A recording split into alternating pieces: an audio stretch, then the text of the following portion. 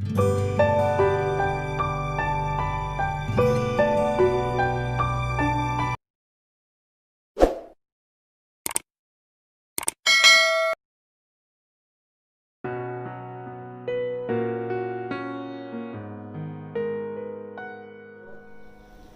मैं आप लोगों को भूगोल विषय से संबंधित कुछ अध्यायों का अध्ययन करेंगे, जिसमें मौसम और जलवायु से संबंधित बातें आएगी। इससे पूर्व हम लोग मौसम और जलवायु से संबंधित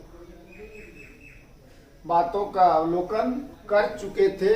उसमें से जो कुछ बचा है उस पर आज हम लोग चर्चा करेंगे। तो मौसम और जलवायु जो है यह एक प्रकृति प्रदत्त घटना है। मौसमी घटना इसको भी जान सकते हैं, मौसमी घटना के नाम से। तो उसमें उसको प्रभावित करने वाले कारक में एक आता है चक्रवात।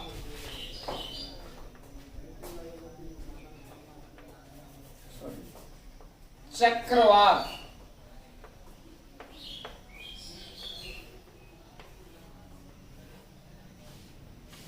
चक्र मने गोल, वात मने हवा, यानी वह हवा जो गोल गोल घूमती है, उसी का नाम पड़ गया चक्रवात, साइक्लोन। और यह चक्रवात जो उत्पन्न होता है तो यह उन क्षेत्रों में उत्पन्न होता है जहां केंद्र में निम्न वायुदाब और उसके चारों साइड उच्च वायुदाब का क्षेत्र बनता है, वहां चक्रवात उत्पन्न होता है। और उत्तरी गोलार्ध में इस चक्रवात में हवा जो चलती है यह सुई जो घड़ी की होती है उसकी दिशा में, और इसके विपरीत दक्षिणी गोलार्ध में घड़ी की सुई की विपरीत दिशा में यह चला करती है। तो उत्तरी गोलार्ध में जो है उसका अवलोकन करें। मान लिया जाए कि यहां एक कोई क्षेत्र है बहुत बड़ा, वहां लो प्रेशर बन गया, निम्न दाब का क्षेत्र बन गया। तो निम्न दाब में क्या होता है, यहां की हवा की जो सघनता है वह घट जाती है। हवा में, वायु में विरलता आ जाती है, यानी उस क्षेत्र में वायुदाब घट जाता है और हवा की बहुत अधिक कमी पड़ जाती है।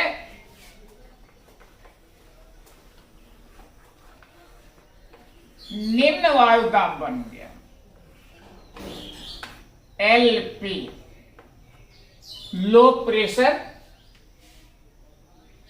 वायुदाब का वायुदाब निम्न वायुदाब बन गया। तो इससे पूर्व के वीडियो में बताए थे कि हवा का स्वभाव है, वायु का स्वभाव है कि वह जिस क्षेत्र में हवा की कमी पड़ जाती है, सघनता घट जाती है, विरलता बढ़ जाती है, तो उस क्षेत्र को भरने के लिए स्वाभाविक रूप से यह हवा तेजी से चल पड़ती है। तो चलेगी कहां से? तो जहां उच्च वायु दाब होता है, और इस क्षेत्र में इसके चारों साइड में उच्च वायु दाब है, HP, हाई प्रेशर, और मध्य भाग में लो प्रेशर बन गया। तो यह हवा जो है घड़ी की, ये सुई की दिशा में तेजी से इस क्षेत्र को भरने के लिए, संतुलित करने के लिए दौड़ पड़ती है, और एक हवा में बहुत अधिक गति हो जाती है। इसी का नाम चक्रवात। देख रहे हैं कि चक्र गोल गोल रूप में केंद्र में हवा आ रही है, चारों साइड से तेजी से हवा इस क्षेत्र को संतुलित करने के लिए, एयर का जो प्रेशर है सब जगह बराबर हो जाए, उसको संतुलित करने के लिए तेजी से चल पड़ती है, और यह हवा में एक चक्र का रूप धारण कर लेती है। इसी को कहते हैं चक्रवात।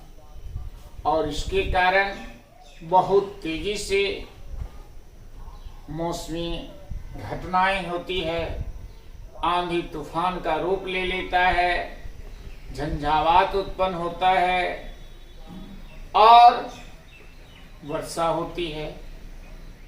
तो यह चक्रवात का प्रभाव है, और यह लो प्रेशर बनने के कारण होता है। और यह उत्तरी गोलार्ध में इस रूप में हवा आती है केंद्र में, और दक्षिणी गोलार्ध में इसके विपरीत इधर से चक्र काटते हुए जाए, यानी एंटी साइकिल, ये सॉरी घड़ी की विपरीत दिशा वह चल देती, घूमती। यह दक्षिणी गोलार्ध में घटना होती है। यह उत्तरी गोलार्ध में इस तरह से हवा केंद्र में प्रवेश करती है, वायुदाब को संतुलित करने। तो यह हो गया चक्रवात। दूसरा है मौसमी घटनाओं में प्रति चक्रवात।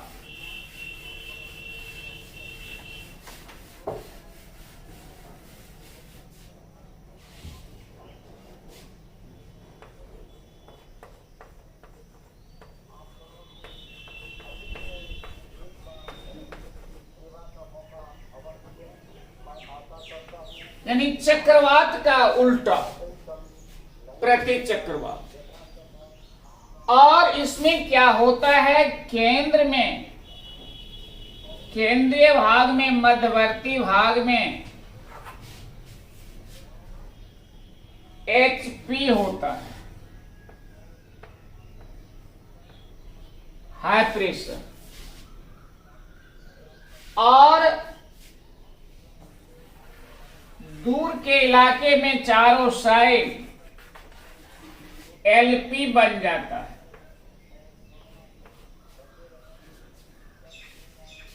और LP बन गया यानी लो प्रेशर हो गया चारों साइड, केंद्र में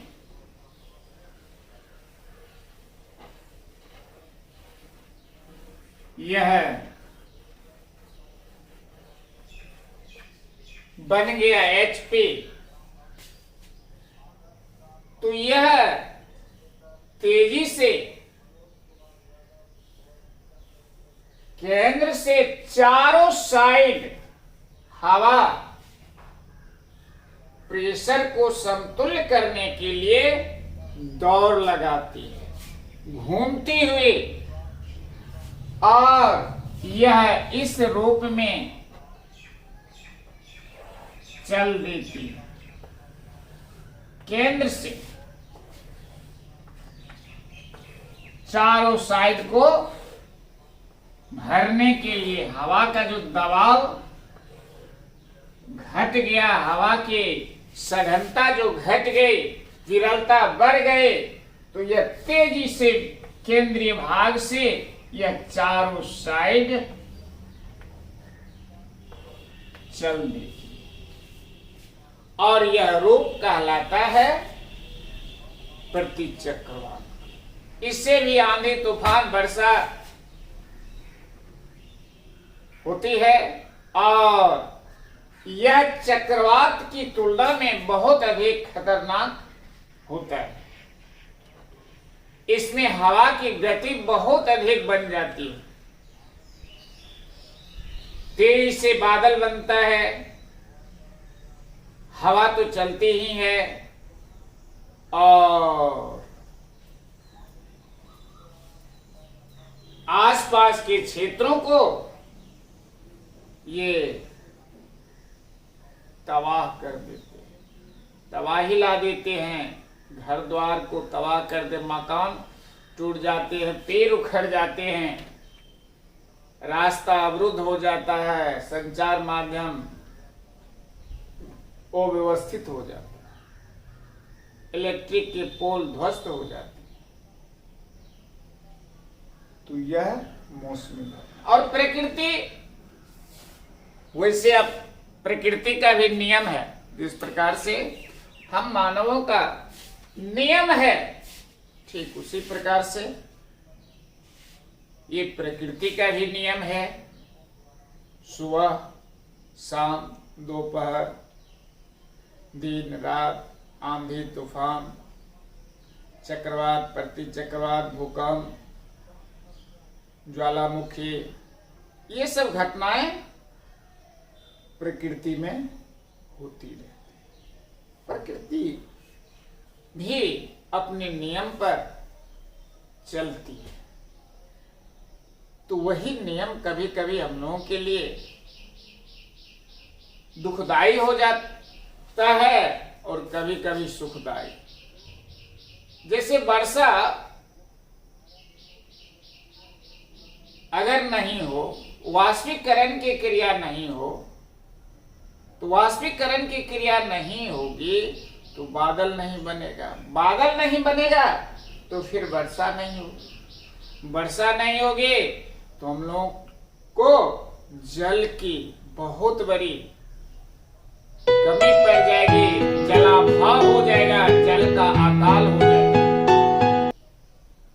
हम लोग जो समुद्र से दूर दराज के क्षेत्रों में जल की सुविधा प्राप्त करते हैं,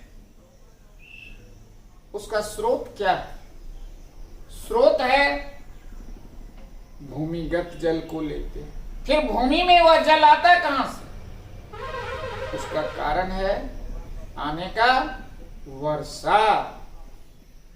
फिर वही अगर वर्षा बहुत अधिक हो जाती है तो वह भी प्रलय का सबब बन जाता है, हम लोग तबाह हो जाते हैं, फसल बर्बाद हो जाता है, सड़क टूट जाती है, जलमग्न हो जाता है।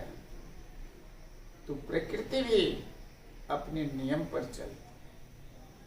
तो एक सीमा के अंदर कोई चीज ठीक होता है, उससे अधिक खराबी करता है। जल हमारे लिए आवश्यक है, वही जब बहुत अधिक हो जाता है तो फिर हम लोगों को मुसीबत आ जाती है। तो बहुत अधिक वह अवगुण हो जाता है हमारे लिए। तो यह देखे, मौसम और जलवायु को प्रभावित करने में ये चक्रवात और प्रतिचक्रवात का बहुत बड़ा योगदान होता है। पल भर में, क्षण भर में यह बहुत बड़ी समस्याएं ला देती। तो अब हम लोग चलें आगे और उसी में है वर्षा। इससे पहले वर्षा पढ़े, हम वर्षा के प्रकार को देखेंगे।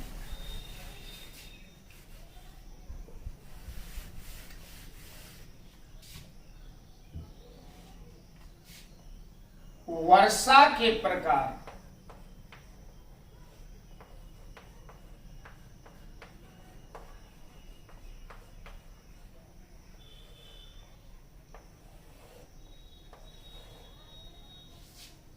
वर्षा का ही दूसरा नाम वर्षण है, रेन भी बोलते हैं। तो इसके कितने प्रकार हैं?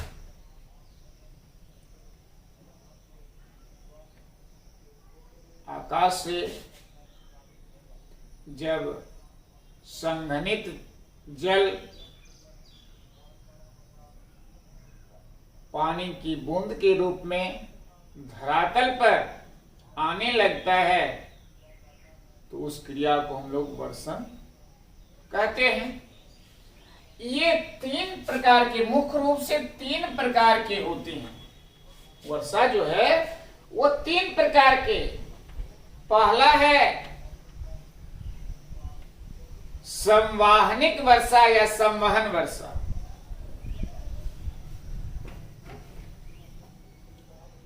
और इस वर्षा का रूप जो होता है वह किस प्रकार का होता है उस पर हम लोग चर्चा करें। संवहनीय वर्षा।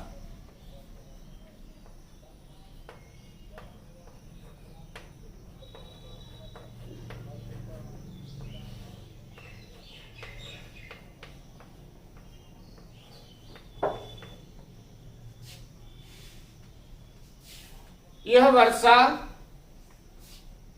खासकर उस क्षेत्र में होती है जो क्षेत्र विषुवत है और उस क्षेत्र में वायु धारा उत्पन्न होती है। वायु धारा क्या है इसको देखें तो धरातल गर्म हुई, सूर्याताप पड़ा, धरातल गर्म हुई। गर्म होने के बाद वायु दाब घट गया अर्थात हवा हल्की हो गई तो यह ऊपर जाती है। फिर ऊपर से ठंड हवा इसको आएंगे भरने के लिए, क्योंकि अभी देखिए हवा का स्वभाव है खाली जगह को भरना। तो एक तरफ से हवा ऊपर जाती है, दूसरी तरफ से हवा नीचे आती है।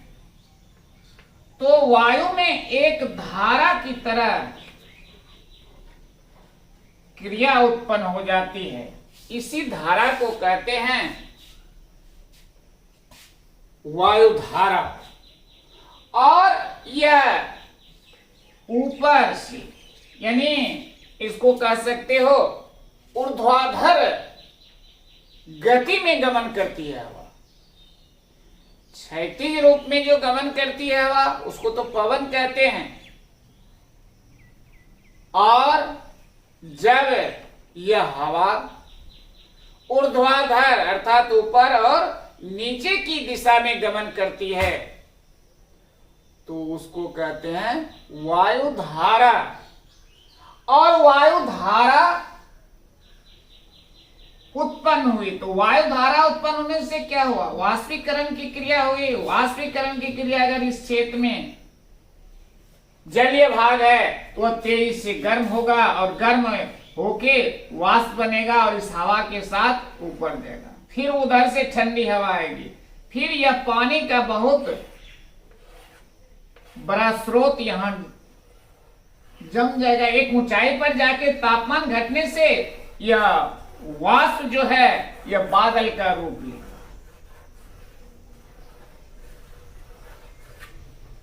और बादल का रूप लेगा, फिर वहां उस बादल में जल को धारण करने की एक सीमा होती है। जब वह सीमा बढ़ जाती है, धारण करने की क्षमता नहीं है, तब वही वर्षा के रूप में पानी नीचे गिरने लगता है। इस प्रकार की जो वर्षा होती है, इस क्रिया के द्वारा जो वर्षा होती है, उस वर्षा को कहते हैं संवहनीय वर्षा। और यह वर्षा उष्ण क्षेत्रों में होती है, उष्ण कटिबंधीय क्षेत्रों में होती है, और खासकर विषुवत रेखा के आसपास 5 डिग्री उत्तर और दक्षिण, यानी विषुवत रेखा से 5 डिग्री उत्तर और 5 डिग्री दक्षिण के क्षेत्र, और प्रत्येक रोज वर्षा होती है, और दोपहर बाद और घनघोर वर्षा होती है।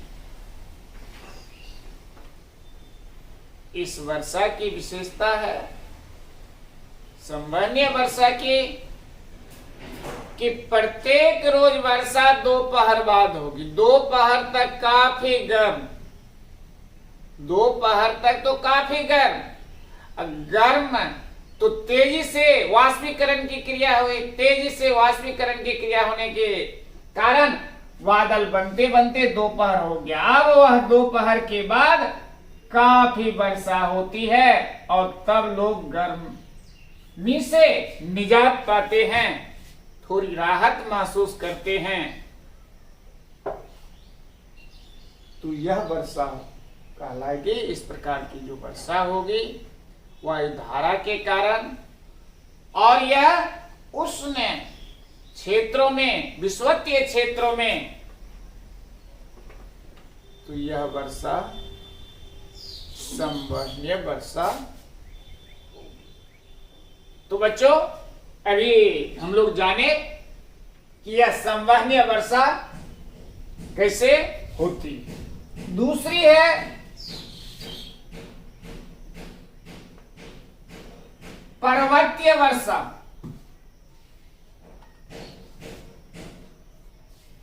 या पर्वतकृत वर्षा।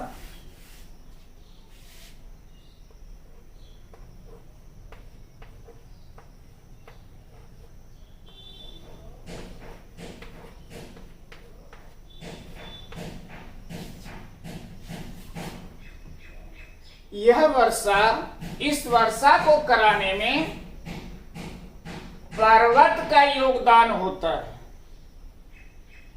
बहुत अधिक योगदान पर्वतों का होता है, इसलिए उसी के नाम पर इस वर्षा को पर्वतीय वर्षा कहा गया।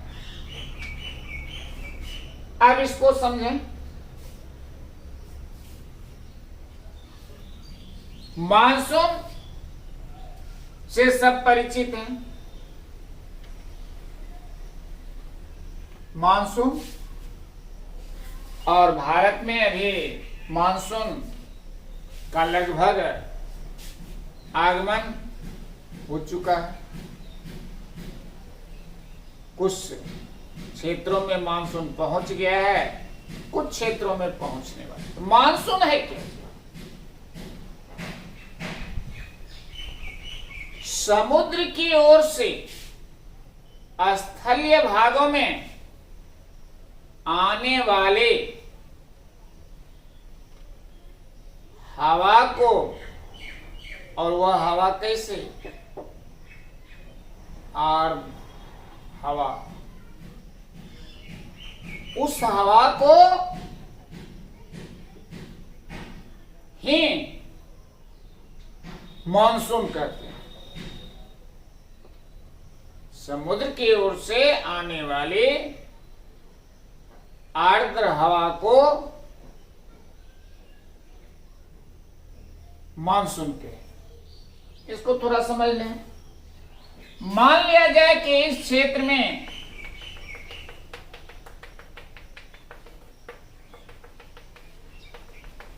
यह समुद्र है, और इधर स्थल भाग है, स्थलीय भाग।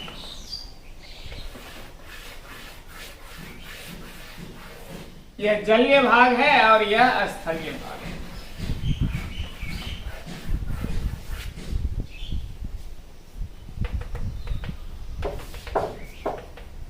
और सूर्य ताप इधर बहुत अधिक पड़ा, और पड़ने के कारण हवा की सघनता घट गई, हवा विरल हो गई, क्योंकि ताप बढ़ने से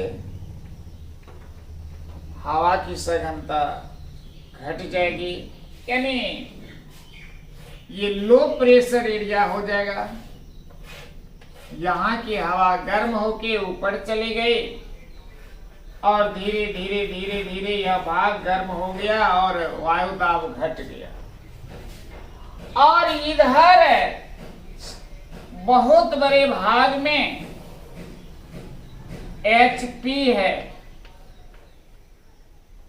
और यह LP, लो प्रेशर एरिया स्थलीय भाग में। यह जलीय भाग है बीच में, इधर जलीय भाग से भी तो कोई क्षेत्र आगे होगा, तो यहां HP है,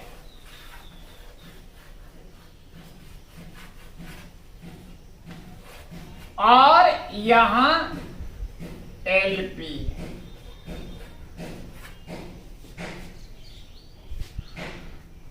तो लो प्रेशर हो गया। और अभी हम लोग देखे कि हवा जो है यह सभी जगह चाहते हैं कि वायु दाब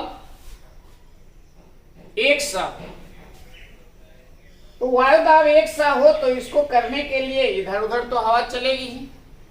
जब तक यह हवा गमन नहीं करेगी, एक जगह से दूसरी जगह नहीं जाएगी, तब तक फिर समतुल्य होगा नहीं, बैलेंस नहीं बन पाएगा। तो वायु दाब को बैलेंस करने के लिए यहां से हवा इधर से दूर दराज के क्षेत्रों से चल देती है। तो चल देती है तो मार्ग में मिल गया उसको जलीय भाग, और यह जलीय भाग में पानी को ले लिया वाष्प के रूप में अपने, तो वह हवा आर्द्र हो गई और यह आ गए इस क्षेत्र को भर दिया। तो यह जो चली यह हवा समुद्र की ओर से स्थलीय भाग में, इसी का नाम मानसून होता है। और अभी हम लोगों के क्षेत्र में मानसून का आगमन हुआ है। क्यों हुआ है? इसका भी ये भौगोलिक कारण है कि अभी हम लोगों के क्षेत्र में गर्मी बहुत अधिक पड़ रही है। बात सही है। और गर्मी पड़ने के कारण वायु दाब घट गया, और वायु दाब घट गया तो हवा इधर से चल दी, रास्ते में उसको मिल गया बहुत बड़ा क्षेत्र, पानी वाला वाष्प इसमें से ले लिया, और इधर आके यह वायु दाब को थोड़ा सा कम किया। फिर यहां तो गर्मी पड़ ही रही है, फिर यह ऊपर उठा, वाष्प इसमें है ही, बादल बना, और बादल अब उमड़ घुमड़ कर रहा है, इधर उधर हवा के झोंकों में जा रहा है। और यह बादल आगे जाके मान लिया जाए कि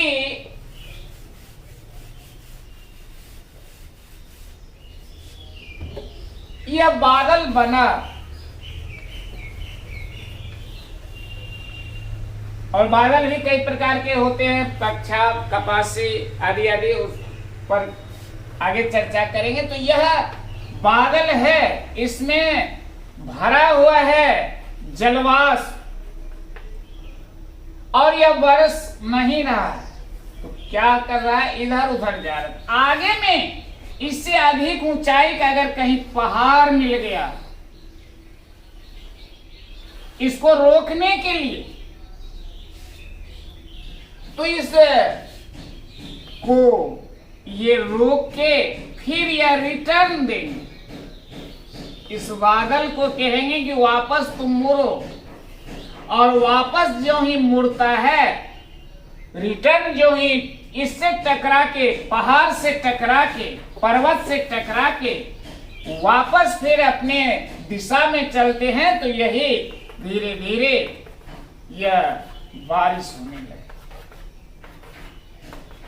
इसी प्रकार की बारिश को, वर्षा को पर्वतीय वर्षा कहा गया।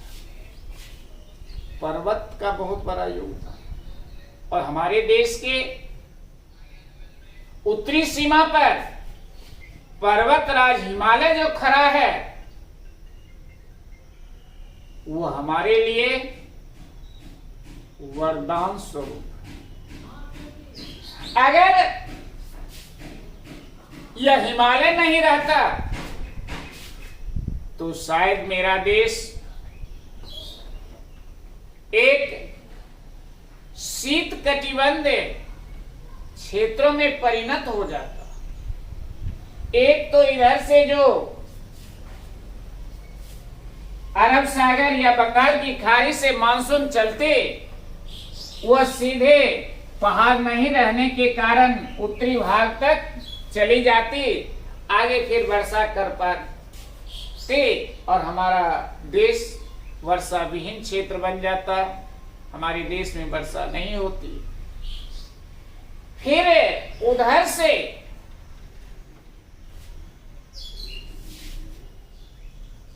ध्रुवीय क्षेत्रों से काफी ठंड हवा इधर आते, तो ये पर्वत नहीं रहने के कारण बेरोक टोक हमारे देश में प्रवेश कर जाती, काफी ठंडी बढ़ा देते। परिणाम होता, फसल बर्बाद हो जाता, फसल का उत्पादन नहीं होता और हमारा देश एक शीत मरुस्थल में परिणत हो। भगवान के, ईश्वर के, खुदा के, गॉड के, जो कह लो, अल्लाह के, यह हमारे देश के लिए बहुत बड़ी उपलब्धि है कि हमारे देश के उत्तरी भाग में पर्वत राज हिमालय खड़ा है, जो हमारे देश को अनेक अनेक प्रकार से लाभ पहुंचाता है। फिर हिमालय नहीं रहता तो नदी नहीं मिलती, फिर सिंचाई में दिक्कत होती, जल यातायात की सुविधा हम लोग नहीं ले पाते, जल विद्युत का उत्पादन नहीं हो पाता। तो यह तो बात हो गई हिमालय के और पर्वत के। तो यह पर्वतीय वर्षा हुई। दूसरी प्रकार की वर्षा हो गई पर्वतीय वर्षा। अब तीसरी वर्षा जो है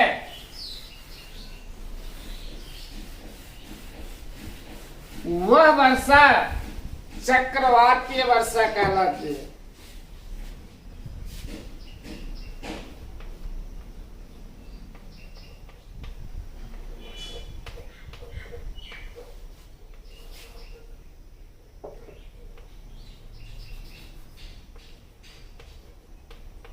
चक्रवाती वर्षा या चक्रवातीय वर्षा जो कह लो,